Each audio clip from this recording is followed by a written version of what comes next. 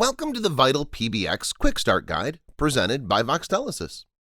In this video, we'll demonstrate how to set up an inbound route in Vital PBX. To begin, click on PBX on the top left corner of the screen, click on the External tab, then click on Inbound Routes from the dropdown. From here, type in the description, which will be a name of your choosing. Under the DID pattern field, type in your phone number in a 10-digit format. We'll now configure the inbound destination. Select the module, then select the destination. Click on Save, then click on the refresh icon in the top right corner of the screen.